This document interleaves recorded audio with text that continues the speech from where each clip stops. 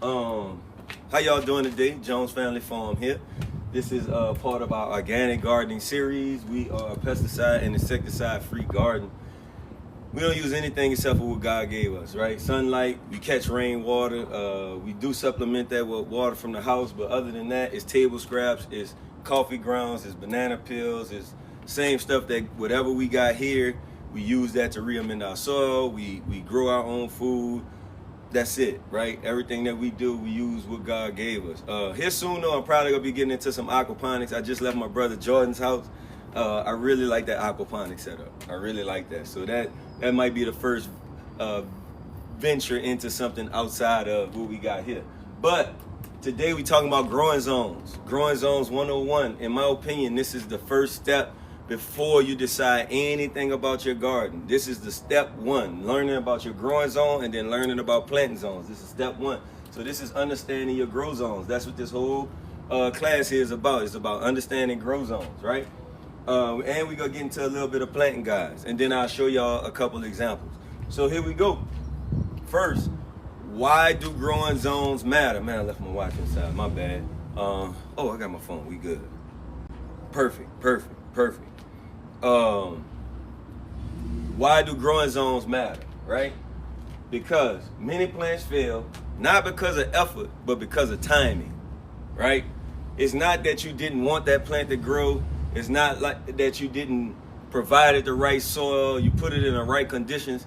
It might have not just been time to grow that okra, right? Like right now, we not putting okra in the ground. Okra likes heat, right? So it's about knowing what plants like what time, right? So growing zones let you know exactly what's going on in your area. In your area, right? So number one, it helps you work with nature, right?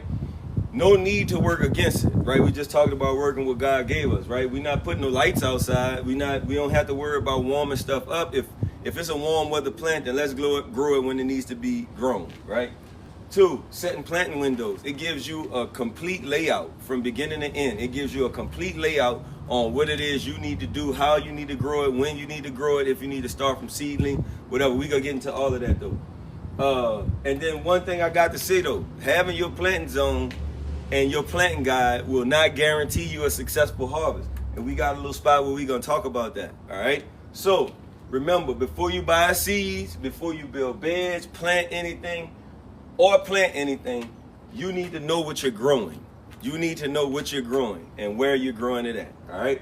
So number one, second section, what is a growing zone, right?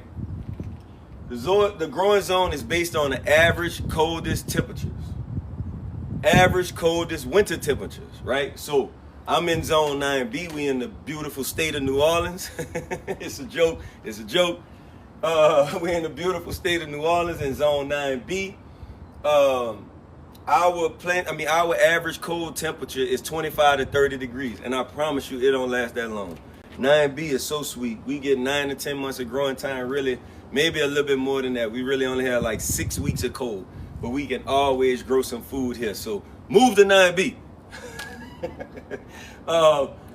It helps you determine, what else about a growing zone? It helps you determine, number one, what plants survive year to year, right?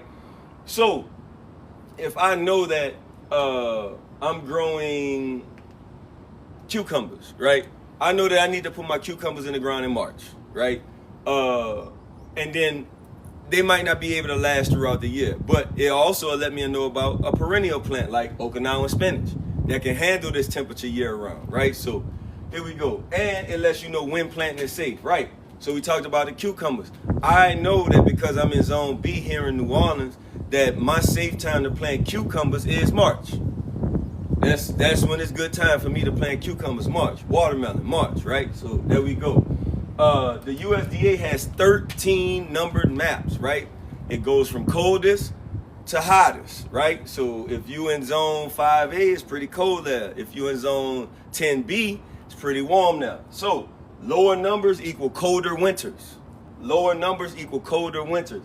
Higher numbers equal warmer winters. It's real simple, y'all. Real simple. This is where you start. When you're thinking about starting a garden, this is where you start. So how to find your zone, man, it's so complicated. It's only 2 steps.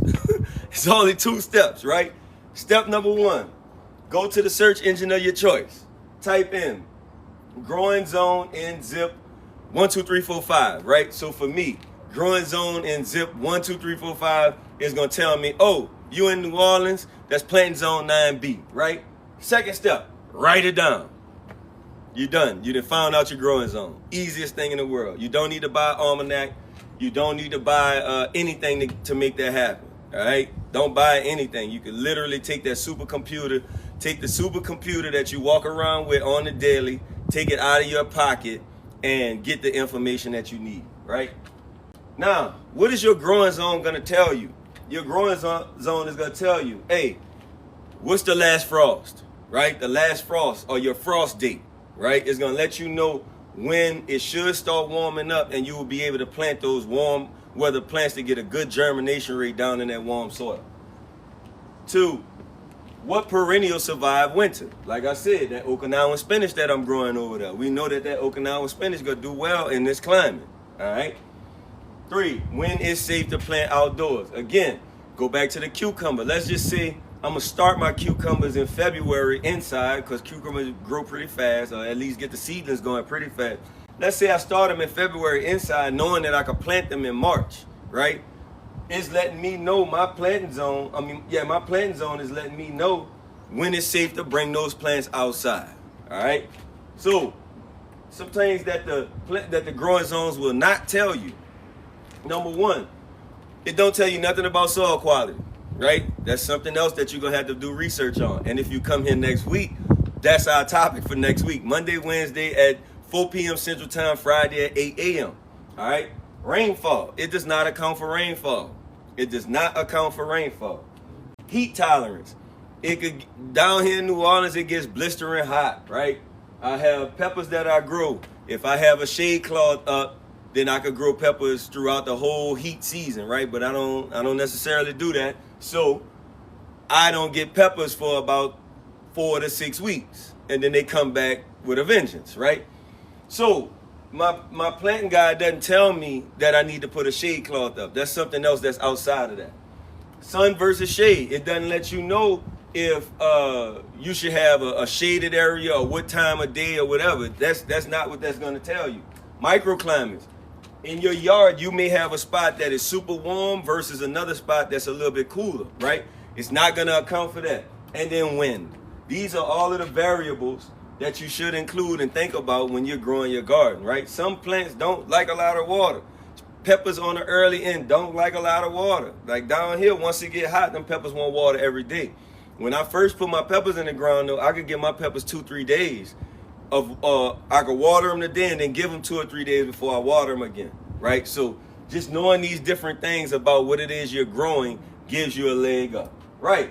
So now that you found your growing zone and you know what your growing zone tells you, we wrote it down. That was step number 2, was to write it down. Now we're going to go back to your search engine and you're going to see, like for me, I'm in growing zone 9B in New Orleans. Where is my planting guide? Give me a planting guide for New Orleans Zone 9B, right? For me, that's the LSU Ag Center, all right?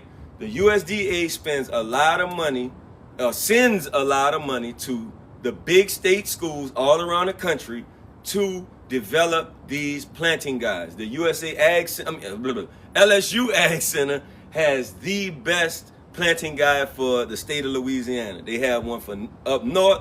They have one for down south, down here where I am. It has the best planting guide. It lets us know what plants can grow in what climate, whether we need to start from seedling, whether we can sow them directly outside, what type of soil, not what type of soil, I take that back.